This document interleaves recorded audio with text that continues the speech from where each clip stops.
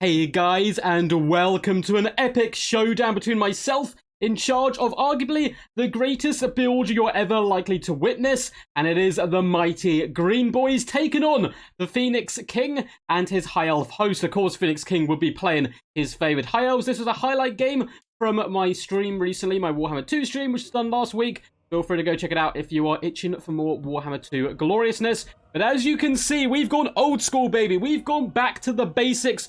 We have gone full Gobbo build, and we are not including Grom the Paunch. He is not worthy of licking the under toenail of a mighty goblin. Instead, we have triple gold chevron goblins making up the main battle line, and a load of night goblins in the middle, including the 8 pigloons and a couple more fanatics to boot. We need to get some damage in there somehow. In the middle, we have a load of Night Goblin archers. We do not have the rusty arrows, unfortunately, but still, a contingent of 3 archers should allow plenty of long-range prowess and shooting. We have the Teeth Robbers in line with a load more Goblin Wolf chariots here in reserve, looking to push forward, take down enemy skirmishers, or simply overwhelm the opponent's back line. And then we have a load of Goblin Wolf riders, including the mighty Moonhowlers. Leading the battle charge is, of course, the one, the true, the only goblin I recognise the role of, the Goblin Great Shaman on Wolf. It must be said he must be on his Wolf to have that full extra swagginess. He's coming in with Don't Even Try It, the Crown of Command, Arcane Conduit, Curse of the Bad Moon, and Vindictive Glare. It is a war host like no other. It has 1,615 troops compared to just the 289 of our opponents. What elite Elvish force has he gone for? Well, it is quad Shadow Warriors in the back here. Actually, no, it looks like 1 Shadow Warrior, triple Shadow Walker, which is pretty badass.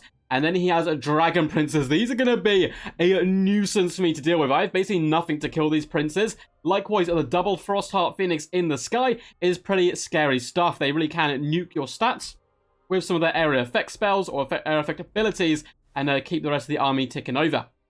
We have an Archmage of Heaven's Magic as well, coming in with a Comet of Cassandora, which we're going to see in action in a rather hilarious manner.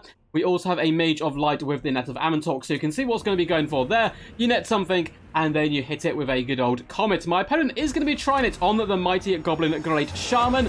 Like I said at the start, this is no average Gobbo. This is the one true king, the ruler of all Gobbos. A puny Comet of Cassandora is going to do nothing to our mighty boy. Now, we done massive damage to the Mage of Light.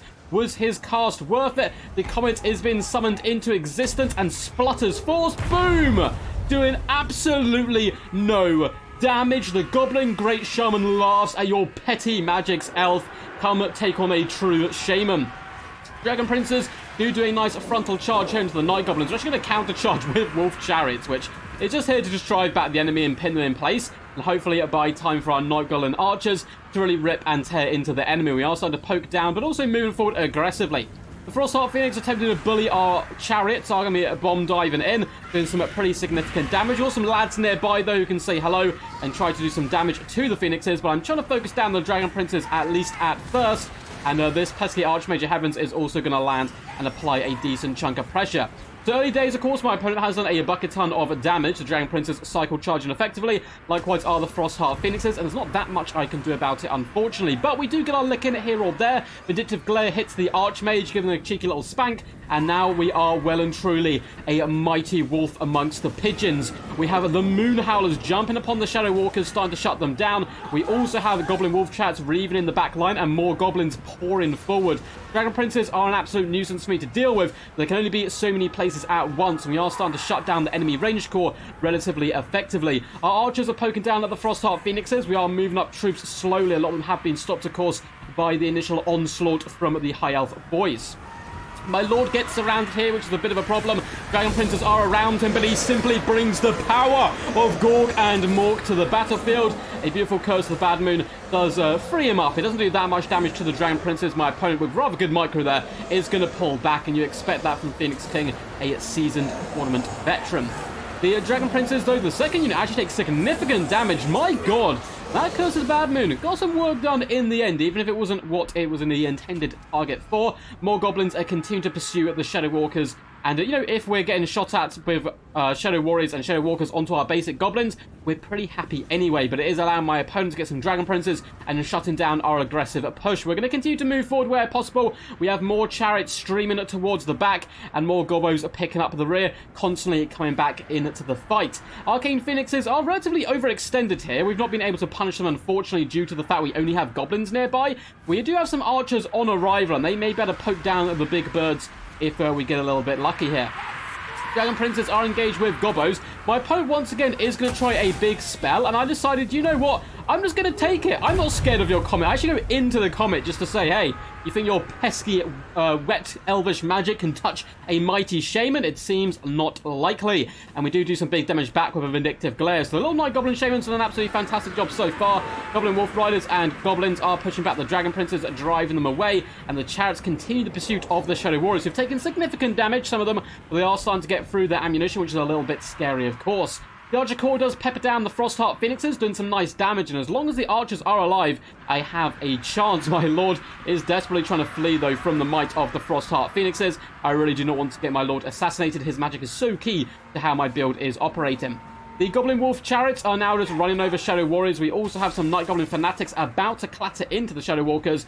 Likewise, Fanatics are starting to swirl their dance of death around the Princes wherever they do pop in. And we have some more Fanatics here, so hopefully we'll get another lovely cast going down the line on the Dragon Princes. And it looks like we are going to do just that. Going down the line of the elite Elvish Cavalry, they are ripped from horses and dragged to a murky grave full of mushrooms and laughing gobos. So we did big damage there to the Dragon Princes, who are starting to be focused down. Likewise, in the back, my opponent is desperately trying to snipe my Goblin Great Shaman, realizing his power and prowess and all-round awesomeness. This video was definitely sponsored by a Gobbo, and the Frostheart Phoenix is taking significant damage here. There's also the enemy general to contend with. I don't have much left to protect my archers in the back. It looks like the Mighty Chariots are returning. Balance power is very even. The enemy infantry is really beat up, and likewise the Dragon Princes, they're not punching like they used to anymore. It's not the good old days when they had a full HP and a load of lads in the squad. There's only a few of them left kicking, and with the war active, the Goblins will actually tear them down relatively effectively. The AP Loons can also hold the Archmage in place, hopefully buying time for my archers to move up into position. Goblins are poking and stabbing at the Shadow Warriors, who continue to retreat back. Look at them go. Look how happy they are to chase some puny elves to the edge of the battlefield. Although it does seem like that joy may not last too long, with the Frostheart Phoenix being a pain in the butt. We do have the Comet come down. This one, a far more successful cast. This was really designed for, you know, killing infantry and cavalry models and so on. There's some big damage to the Goblins. There is a steamy crater of magic. But it does look like there's a fallen Dragon Prince in there, so it looks like it was a bit of a tit-for-tat trade. More Goblins continue to pursue and move in. Yet another vindictive glare does go down onto the Archmage, and some pretty awesome damage. The 8 Pigloons are now amongst the Shadow Warriors, and more Goblins march in, 2 by 2 to face the enemy. Goblins on the far flank are being surrounded by the Archmage. We're getting a lick or two in there as well. We are triple gold chevron, so our stats aren't that pathetic, at least for a Gobbo. And the archers are just pouring it on thick to these Frostheart Phoenixes, who are taking significant damage at the moment, but they are, of course, rather tanky. Goblin Great Shaman continues to reposition himself, looking to get some big shots off to influence the game. In the back, we now have Goblin Wolf Riders jumping on top of the Shadow Walkers and Warriors. And yeah, this back line is looking really juicy for us right now. They basically have ammunition, though. My opponent's done a fantastic job keeping these bad boys protected. Fanatics are going to swoop down the line, though, and do some huge damage. My god, look at that on the Shadow Warriors and Walkers. And we have managed to finally force off the enemy infantry. There's still 1 or 2 Dragon Princes kicking it about. The Arcane Phoenixes, or the Frostheart Phoenix, I should say, does go down here to just the combined pressure of this many archers. It really does add up. We are running a little bit low on ammunition, starting to dwindle. There's not that many pointy ears left on the battlefield to contend with, though. And it looks like we do get yet another vindictive shot. Goes down the line, clattering into the Archmage, doing some massive damage. And the Archmage shatters, and the Phoenix also breaks. An awesome game. I was so pumped on live stream. I love it when a full Gobbo build works, and it was certainly a close and glorious game. Well played to Phoenix King. We actually had him up on the channel, I think like 2 videos ago or so, with a really awesome Grand Cafe build up against Llama of Sons of the Mountain. It was some pretty badass stuff for sure.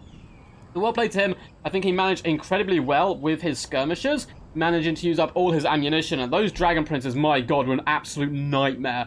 1.9k, 1.2k, 198 and 196 kills is really quite scary stuff. But alas, what can elves do against the might of a powerful goblin great shaman? 1.6k gold value. This guy is so cheap as well. He's as cheap as chips, although chips, to be honest, aren't that cheap anymore. But still, he gets the job done. And the archers were just crucial in dragging down the big birds in the latter stages. Particularly this unit here being a standout MVP. 1.1k damage value. Hope you guys enjoyed this one. It was a good fun one to cast as well as play. If you guys did, make sure to leave a big fat juicy thumbs up and subscribe to the channel if you haven't already. Both those things help out massively, as well as commenting down below what you thought of the battle and what you would like to see more of in the future. There's a load of links to Twitch, Patreon, and Discord down below as well in the little description. Twitch is where I do occasional extra streams. Discord is where you can submit replays to have them live cast on the channel or get involved in tournaments, events, chill out with a load of cool people. We've got a big community there now. And Patreon is basically what keeps the channel going. Patreon and members. Massive shout out to all my YouTube members and Patrons. It is greatly appreciated. And that's, yeah, they're basically the reason we can keep making these awesome videos and bringing them to you. Until next time, guys, peace, peace. And as always, stay awesome.